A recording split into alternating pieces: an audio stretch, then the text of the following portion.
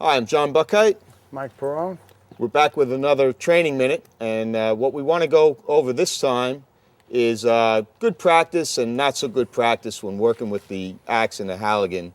We're going to show you some stuff on how to maybe avoid injury, and you know, the injury can be significant. If you're trying to force entry, everybody's waiting for you. You know, maybe medics are waiting for you to gain access to a patient.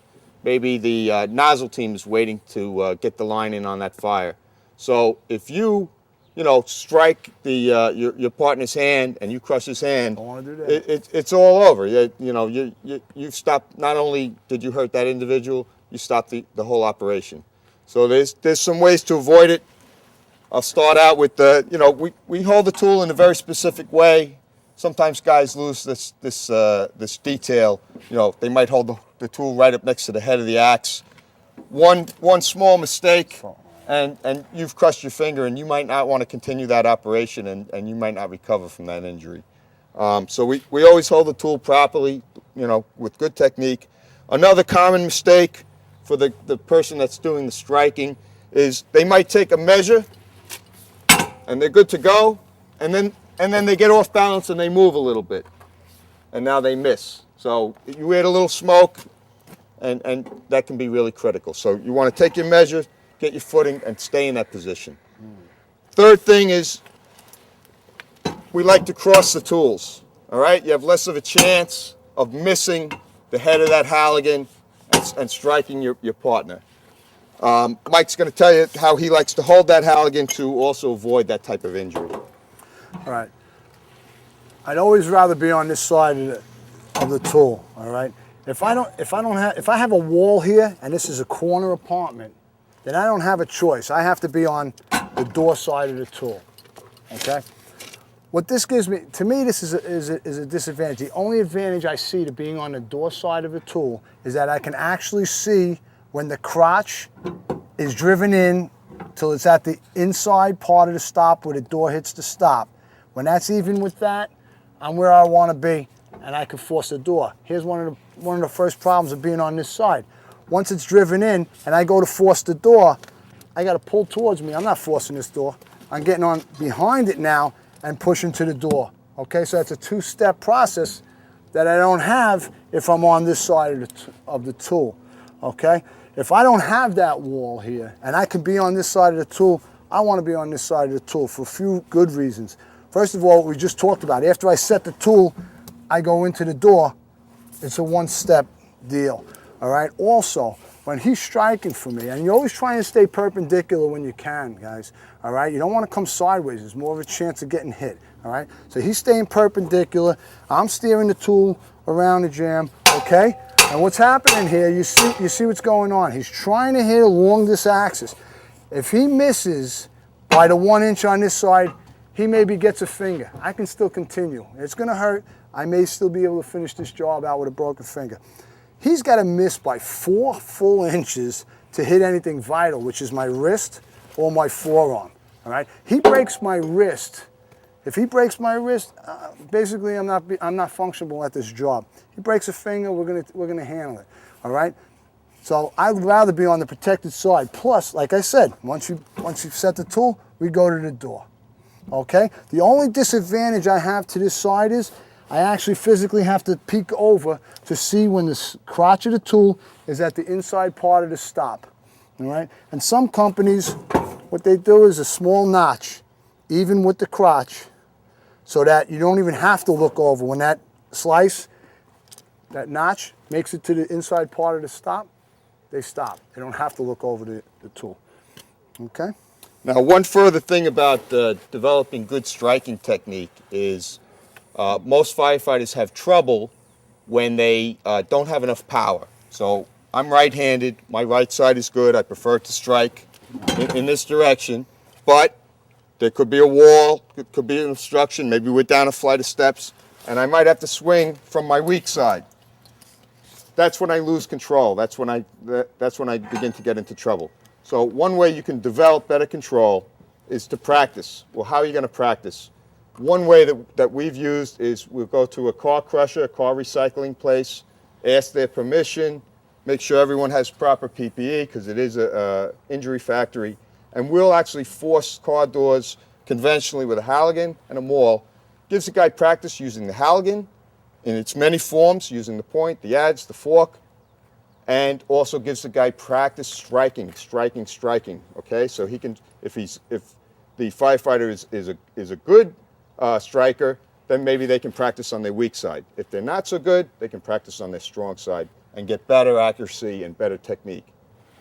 What we do in my firehouses, we set up, hold on a second, John.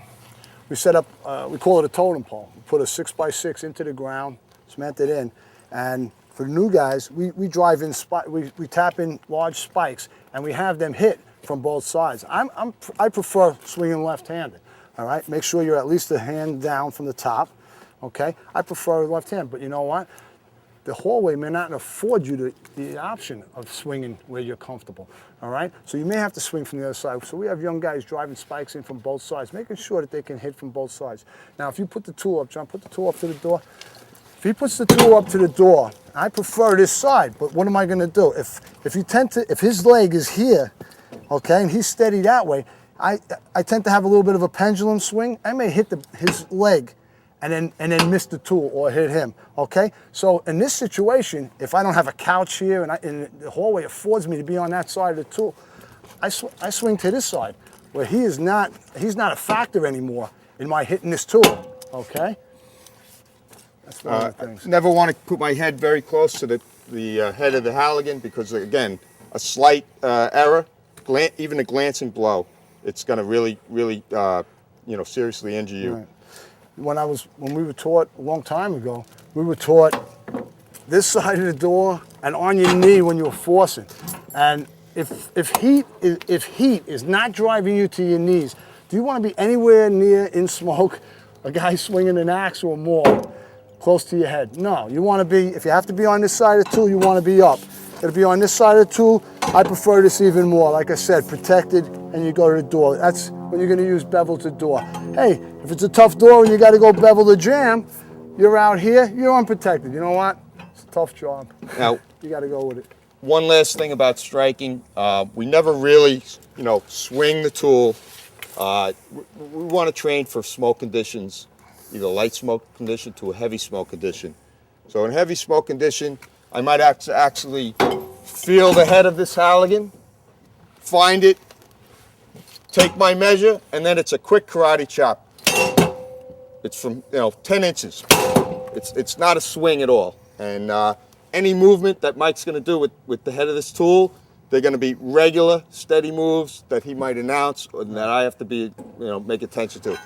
That's why it's always good too, if you're comfortable calling for the hits. I always say to guys, when you're adjusting this tool, keeping it off the jam and steering it, you are adjusting the tool. You aren't going from point A to point B to point C.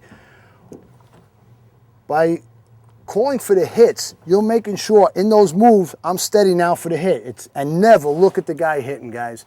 Turn around, look at him if he's ready to hit to begin, and your eyes are here or you're not going to set the tool. You're not going to be able to steer this tool in, keeping it off the jam in between the door and jam if you're watching the guy hit. It's just going to be constantly into the jam. You're going to have problems, okay? But here's a point though. Once I'm in and I want to stop, okay, I don't go stop and then go to the door. With all the confusion, maybe the masks are on, a lot of noise, radio chatter. If I say stop and go to the door, he may not hear me, and then I get hit in the elbow or something, all right? That's the only time I want to look back on him. I say stop, and I look, and I make sure the axe is shouldered. I make sure he's not coming through with another blow. We're good, bro. Go to the door, okay?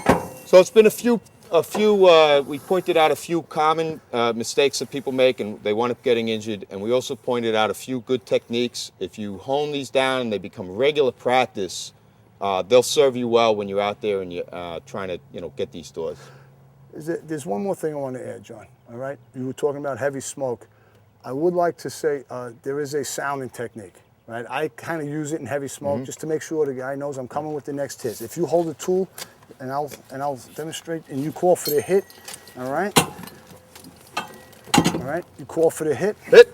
I'll sound it. I'll actually let the guy know I'm a two-sounding guy. I like because you can tell that's not a hit, that's a sounding move. And then bam. Right. He knows after the He's steady. He's not moving the tool, and it's coming. Right. All right. Some guys like to sound by doing one. They go and bang. Okay. I like that in heavy smoke. He calls for hits without heavy smoke. I can maybe just straight out as he calls for the hit. Okay. So you kind of got to work this out with your partner before the tour. So find out what your partner likes, because you got to be on the same page with this and stay away from injuries, guys. It's been another Training Minute. I'm John Buckheit. Mike Perrone. Thanks for watching.